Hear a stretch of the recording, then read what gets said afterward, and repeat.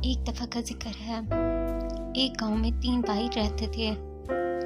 बड़े का नाम चिंटू और बाकी 2 का नाम मिंटू और मुन्नू था।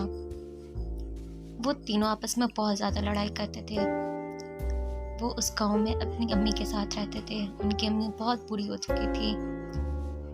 वो तीनों खेतों में काम करते थे।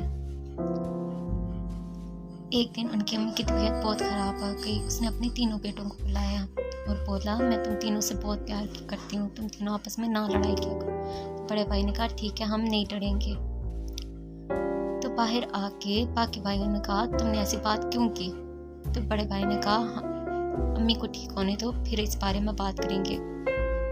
फिर इन दोनों ने अपनी अम्मी के लिए दुआ करनी शुरू कर दी।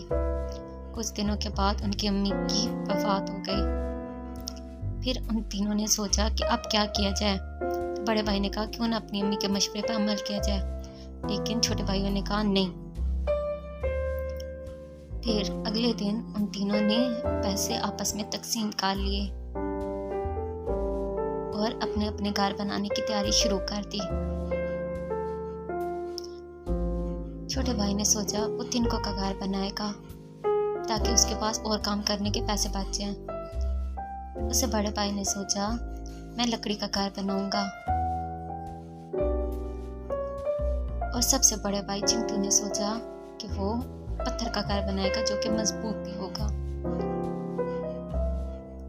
वक्त गुजरने के साथ साथ तीनों भाइयों ने अपना अपना घर बना लिया। तो छोटे भाइयों का घर मजबूत नहीं था, लेकिन बड़े भाई का घर बहुत मजबूत था। एक दिन अल्लाह की करनी ऐसी हुई कि बहुत तेज बारिश हो गई। छोटे 2 भाइयों का घर बिल्कुल टूट के रह गया, लेकिन बड़े भाई का घर बच गया। वो दोनों अपने बड़े भाई के पास आए और उससे माफ़ी मांगी। बड़े भाई ने उसको माफ़ कर दिया और दोनों आपस में खुशी खुशी रहने लग गए।